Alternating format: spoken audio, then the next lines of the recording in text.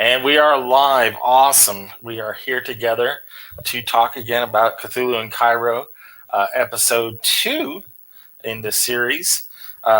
Just started checking through the menu and stuff again on Spotify, and they got like their 55th or something episode up now. So we got a lot of catching up to do. Just a little. Just a little bit. But yeah, I want to title this review "When the Stuff Hits the Fan," because it literally did in this game. A lot of stuff happened. The action that some of the people might have been waiting for in the first game. It's pretty much all this episode was. It was some Indiana Jones kind of stuff happening in this particular chapter. We're each going to pick a topic that we really wanted to discuss in this game. But let's do like a quick overview of what happened in this one. So last episode, they had just all kind of got introduced to each other at an exhibit, an Egyptian exhibit that had as part of its major display like this huge boat and that was set up mechanically with like mannequins for like rowers and stuff like that. And it was really magnificent, stuff like that. And Catherine and remind me of the other guys' names. I don't have my list with me, guys. Faye, Catherine and Faye. What's the other guy's name? The guy's name? John something, right? John Schooley. Schooly. Yeah. Schooly. You've been schooled. It was in this episode. So yeah. Sid. Yeah, Sid. But I just blanked on the other female name. It starts with A, doesn't it? Aveline, because I can Aveline, but I assume it's so yeah, a lot of people were in here. They were all introduced to each other and stuff like that, and then they got invited to an after party at like a bookstore, which at first thought seems really boring, but then these are academic kind of people anyway, so that's probably what they do. But yeah, so they got invited to an after party, and a huge fight broke out. And some people came to steal a book in the middle of the party and came armed to the teeth, apparently. And our heroes, unarmed, were trying to disarm the situation, literally. So initiatives started going, and dice started rolling, and things did not go as well for our heroes as they planned.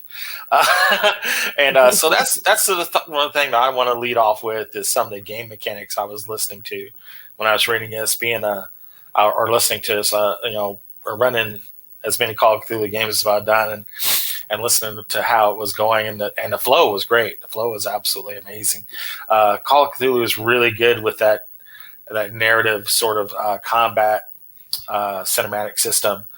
Where like you go off your moves and then your dexes and your breaks. You don't really make a roll or anything. Your dex kind of initiates your order in the system.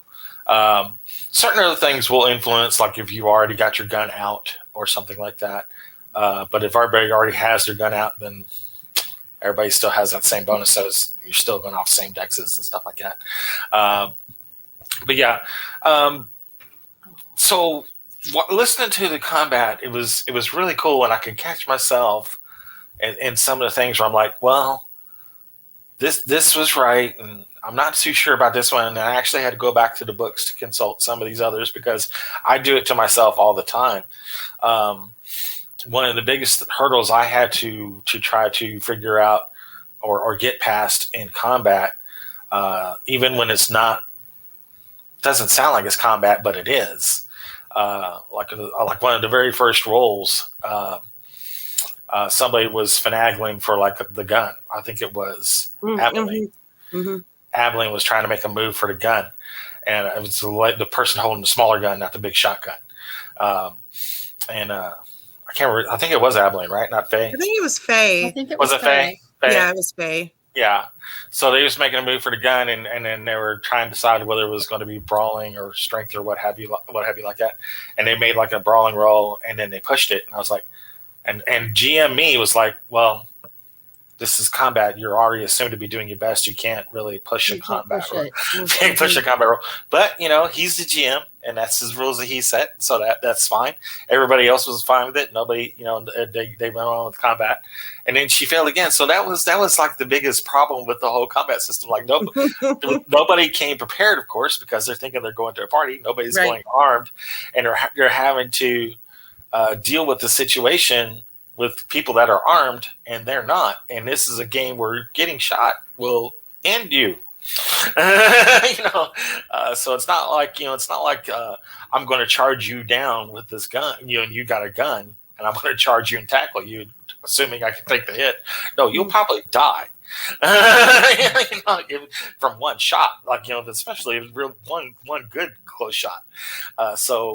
Or be close to it. So that's the problem with that game, with that certain combat. Like, they were handicapped from the get go, and so allowing pushes and stuff like that to go. Now, he was really good with the not spending luck on the push, which is absolutely 100% right. I was like, yeah, that works. That clocks, and I've caught myself with that mistake, especially if it's like the climax of the game or something like that. I'm like, oh. And they don't make the roll, and I'm like, spend some luck. They're like, well, we can't. I said, shut up, spend some luck. I will do that at conventions. I'll let him spend luck points on combat rolls. I won't let him spend luck points on pushed rolls. Because I figure it's a one shot, and we're almost at the end. But I caught that. He was letting him push combat rolls. Although I thought the way he did it was really well done. If they can explain how they're doing it better, and that's fine, then that's fine. Like the one person was getting the end step in and stuff like that. Yeah. Okay. Yeah. And again, it was flowing, and everybody was having a good time, and dice rolls were being done, and they needed some kind of edge to get through that situation, because they were in trouble. Unarmed people versus armed people in a game where getting shot will kill you. Although failing the push was rough. Wow. Yeah, I felt really bad for her. She was having a rough go. Yeah, it was dice jail time, right? Yeah, it was definitely dice jail time. It was a finger. Yeah, some of the. I mean, that's the problem. Like when you're into a game and the dice just aren't going your way, it really turns a decent plan into. It was a good plan. It just executed really, really badly. But our heroes didn't end up on top of it, or at least they delayed them enough for the police to get there and help defuse the situation. Mm-hmm. Some of the guys escaped. Sound like there were some thugs, stuff like that. But like the guy who was kind of running the show, as far as the capture of the book was grabbed. I don't think we got like the person who was behind, trying to get the book grabbed. Of course, I'm sure they weren't even there. So yeah, I was going through how all that worked, mechanically, and it makes sense. Yeah. And the guy playing John Schooley, was it Scott? I think. Yeah. He made some. Oh my gosh! I think he was using a dice roller program, but some of those critical successes were. Oh yeah, alt ones and stuff like that. Yeah. I want a T-shirt. That was a clutch play. If you're listening, Raz, I want a T-shirt that has the Bardic crest on the front for Cthulhu and Cairo, and on the back, I want it to say "I'm a Schoolie." I'm a Schoolie, or I've been schooled. I've been schooled. Yeah, absolutely. So yeah, mechanically, when we got into the combat situation of it, which honestly, Call of Cthulhu you should not hold Call of Cthulhu up to a mirror as this is a good combat system. It's not. It's not intended to be a good combat system. This is we're going to get you through this tough situation so you can go on and find some more clues. You can have some fun. Exactly. There's been a lot of knocks and dings against Chaosium for the combat system. I think it works really well. I think it's a very good cinematic sort of combat system.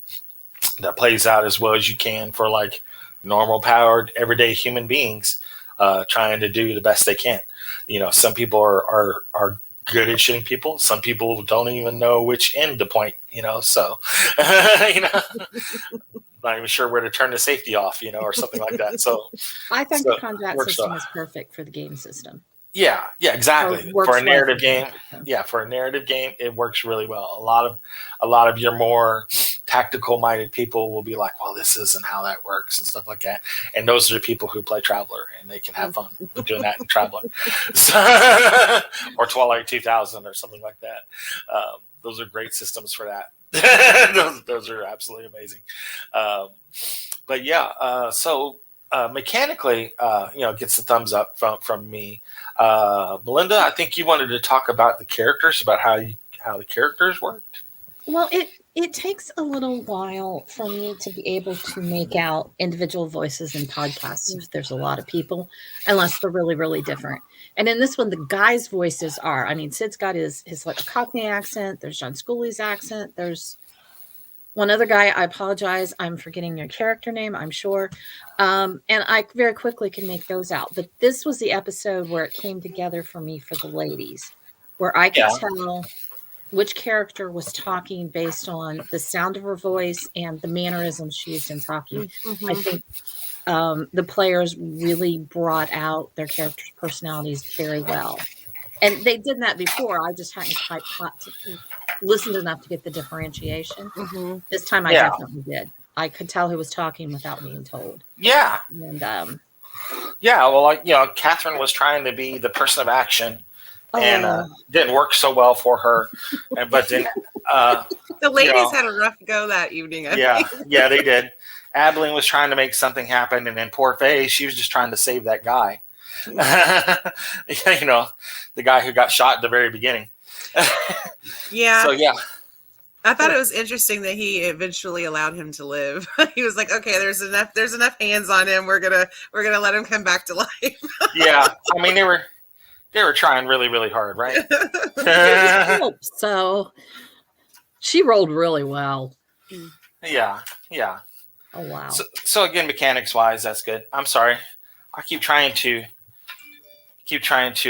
fix my headphones before they go off here. Nice ceiling fan. Yeah, right. Trying to hit that port. How you try to plug in the USB and it doesn't plug in, and then you turn it around and it doesn't plug in, and you turn it around the other way and it plugs in. That's what I'm doing right now. You flip it around the original way. Yeah, there we go. Once again, when it comes to characters, these guys are phenomenal. The characters are, they're all very unique, and I did listen ahead some because I was driving some over the week. I think they all play a very interesting role in the overall group, and I can't wait till we get up in the double digits. I think I'm on episode 6 now. PSA: if you listen to episode 3, do not do so while driving. Yeah. Because I was laughing so hard I almost had to stop. Yeah. I'm actually still it always takes me forever. I'm still really struggling with differentiating the characters and, trying to figure out who is who. So I thought it was interesting that you had that clarity, and I'm still struggling with that. Give it another episode or 2. Oh no, I enjoy it immensely. It's very good, very fun to listen to. But I always, every podcast I listen to, is like that. So it's not anything that I didn't anticipate. Just takes you a while to dial in. Yeah. I gotta catch their nuances. Got it. Yeah. Catherine's very easy, I think. She's probably the first, other than maybe Sid, she's like the first character you can definitely, if it's brusque and to the point, it's Catherine. Catherine's like, we're on a thing. No, she is. She's definitely take charge to the point. Let's, I ain't got time for BS. We got things to do. Kind of a gal.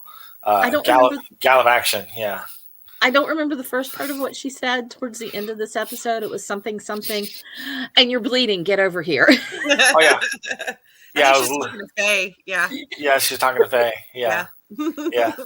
I ain't got time to bleed. But yeah, but poor Faye. Yeah, she was trying. She was trying hard to get that gun, and it just was not happening for her. And then she gets shot. But she got lucky. Yeah, she really got lucky. You know, with just the 2 points, which again can still put a dent in your day. You know, we're talking about characters with like average 8 to 9 hit points. So yeah, they're pulp. Yeah.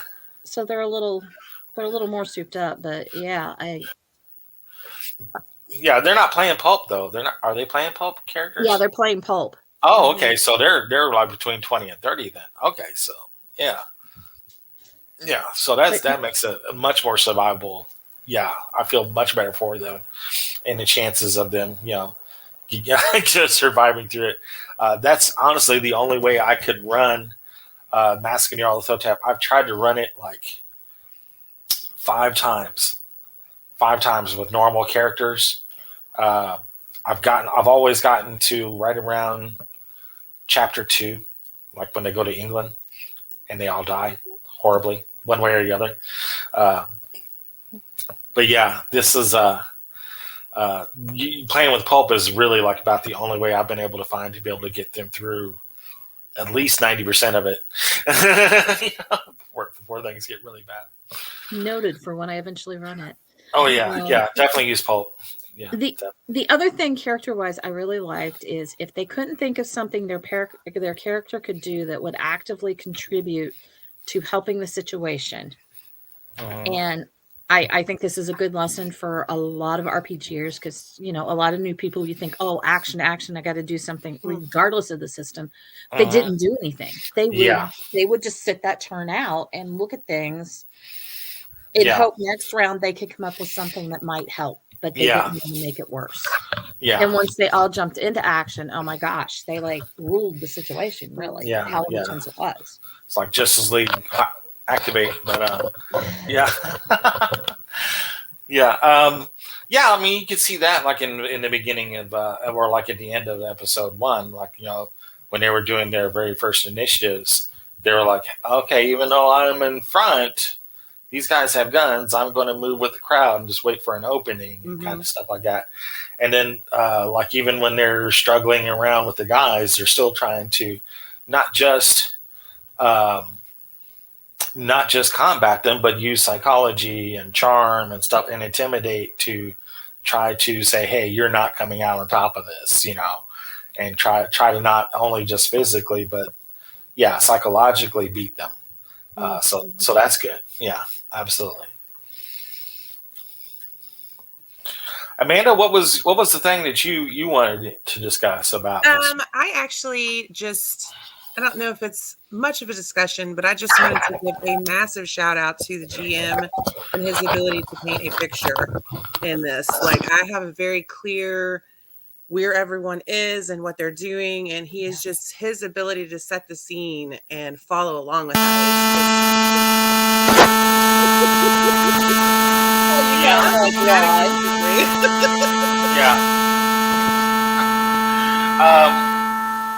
Yeah, he does a really good job of setting the scene, like, you know, the guy climbing up the stairs and stuff like that. Am I the only one that hears the buzzing? Oh yeah, it's really loud. Is that me? Yeah. Probably my headphones trying to charge. Is that any better? What's better? Yes. Yeah, it's my headphones were trying to charge, and I guess something in there's like, no. But not a problem. So yeah. Anyway, when the guy is climbing up the stairs, has the guy in front of him using him as shield. Definitely setting the scene. With that, he's really good with that. I think I mentioned. Incredible. Yeah, you can definitely visualize the library choked with books, and people are scrambling around in the chaos and stuff like that, trying to figure it out. So yeah, well done, Raz, to get that done. Kudos to you. I'll forgive the pushing the brawl because you set the scene well. The characters did that too. Also, like They asked a lot of questions to make sure that they were reading the room correctly. And it was just really, really well done. Yeah. And I don't know if they had a map or not, but I know in some of the other episodes they do have maps. Yeah, I don't know if they had it in that particular one, but they use Roll20 a lot. Like they have a voice app that they use to record on, and then they use maps on Roll20 that they can push little tokens around that has like the room pretty well laid out. I know I played that Conan one with them. And Raz had that with like full on like maps and like everything was there that you needed to interact with or hide behind or something like that. And you were pushing little tokens around virtually on the game to show where you were and stuff like that. So cool. Yeah, and you don't have to worry about movement. I'm like, you're kind of like, hey, can I get from here to here? And he's like, yeah, you can do that. Just kind of hand wave the movement and stuff like that. Not worried so much about is that 5 spaces? No, just yeah. Well, but I think that underscores what Amanda said, though, even more. They've got the map to look at lots of times, and yet they still manage to remember to give us a nice visual picture or a verbal picture. So we're with them. Yeah, exactly. Setting the scene, he's really good at that. And again, the players helping to also paint the picture as well. Again, I think I mentioned this last episode. Like I'll be explaining what's around, and then we'll get into combat, and then players are like, "Wait a minute, is it night or day?" I'm like, "Oh yeah, it's 3 PM. Sorry." I have that bad habit, of forgetting to like, the basic stuff. I want you to see the room and all the cool stuff that's in there. But like, is it day or night? Oh, that's not important. Can't see your hand in front of your face. Who cares? But when the players are helping the narrative, that does make it a lot easier on the GM. At least just asking the basic questions to just kind of. Hey, help, if they're not fully seeing, because no matter how much you set the scene, what I'm describing and what 3 other people are seeing in their heads is going to be completely different. Some people see paneling on the walls, some people see plaster. It just depends. I don't think I saw past the bookshelves. Sit back, just rows of books, just tons of books. So So at the end of the game, they come across the after the near debacle of the combat that they edged out and earned a marginal victory on. Good job, players. They did the first thing. Was it Catherine that went and got the book? Was it Catherine or Abilene? I think it was Abilene. It was Abilene or Faye. Yeah. I think Abilene grabbed. Yeah, because one of them was like, "I'm getting the book." And then it was Abilene because she saw the A in the. Yeah. So she grabbed the book and they gave it to Schoolie because Schoolie had the best spot hidden. Like she was rifling through it and couldn't find anything, but she found the passage, which was really important. And then Schoolie found this key with REK on it, and then the reference in the passage that had to do with. The big occult figure, what's his name? Crowley. Thank you. Yeah. So I was like, and I was trying to go through because I'm trying not to go ahead, and then I'm like, REK. Is there anybody who's historically significant with REK? And I started cheating by Googling and stuff like that. And I wasn't pulling anything up. So I was like, I was going to say, don't tell me. Exactly. So maybe it's a person, specific in the game or something like that they'll find or something like that. Well, hopefully we'll find out in chapter, in episode 3, what this REK means. But that, again, it was a very exciting combat. Really cool ending to that first, I guess, like the prologue of this scenario. I guess you want to kind of set the scene, kind of the deal, of how the game is going to be. That was a really, really well done one. Anybody else got anything to say about it or anticipations for the next episode? It was a fabulous way to get a group of people together. Into a working group. Yeah. That was masterfully done. Yeah, that was a masterclass in it because really a few of them had a couple of mutual interests and stuff like that. but none of them were. It wasn't like the GM or like it was like, oh, you guys have been working together, blah blah blah blah blah, or the uncle sent this guy a will. The classic Call of Cthulhu scenario opening. It's just out of the group, these people reacted, and so the story is born. Yeah. Because these people are definitely, like they clue in on each other, like, oh, okay, I got to cut your jib too. We're going to make this happen. I was going to say, it helps that the players went along with it. Yeah. As opposed to, my player wouldn't talk to them at all because they were rude to me in that early meeting. Well, Catherine, she's the worst. She's the absolute worst. She has the social niceties of a rock, but other than that, she's fantastic. But yeah, wonderful, human being, wonderful people. Yes, no persuasion whatsoever. That first impression, though, that's a hurdle to get there into that first impression of Catherine. I mean, it wouldn't have been better if she was like eating a tuna fish sandwich and Doritos and eating a Coke and drinking a Coke. It's been like, it could have been just like that bad. Just like, really, that's how we're meeting. Okay. But yeah, she's a treasure.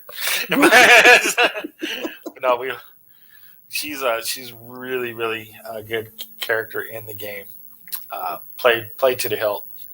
All the characters are really good, doing their jobs, and they just seem to like morph right into their role right in this episode. You definitely could see them taking their places in this game immediately, and again, forming the group by just being the only people in the crowd that are doing something other than being sheep, and being milled about.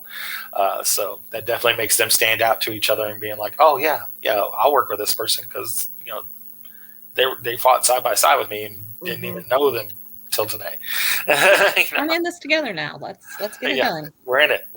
Yeah, in it to win it. Anything else, Amanda? No. Okay, excellent. So this was a short episode. I think it was only about 45 minutes long. And if you listen if you listen on like times 1.5, it's over in about 30 minutes for me. I do speed it up a little quick, a little bit, and I'll slow it down like in intense sections. So I'm like, okay, wait, let me back that up. I do that. I do that. Like even when I'm reading, I'm like, I'll skim, and then I like get to a passage, I'll back up and done that. I did that even in like my my Traveler game. Was it last weekend? With a sign assist. Can anybody hear me still? Mm-hmm. Yeah, I can hear you. Mm-hmm. Can you hear yourself? I know. I think I lost him. Yep.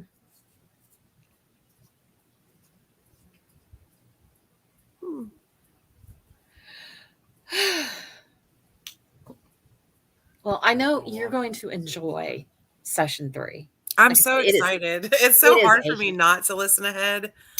Oh my gosh. I was driving several hours this past week, so I just listened. All right. Yeah, does that the buzz again? Yeah. Yep.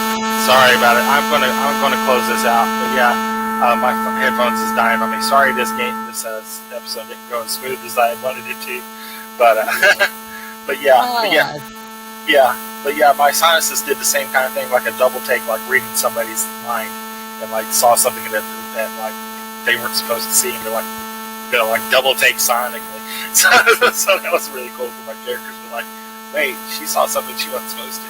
That kind of a deal. But really well done. 45-minute episode. Looking forward to listening to the next one and discussing it with you guys. Me too. Now, are we doing next week? Looking forward to next week. I can't do the 5th. Okay. I'm taking my daughter to her first concert, so okay. Okay. All right, I will be at PAX the following weekend, so we may be looking like the middle of the month where we get together, but we will get together soon. Okay. And discuss the next episode. All right, guys, we're going to end this broadcast. Thank you guys for listening. Again, sorry about the technical difficulties on my end, but I hope you all enjoyed it. Thank you very much. Take care, guys.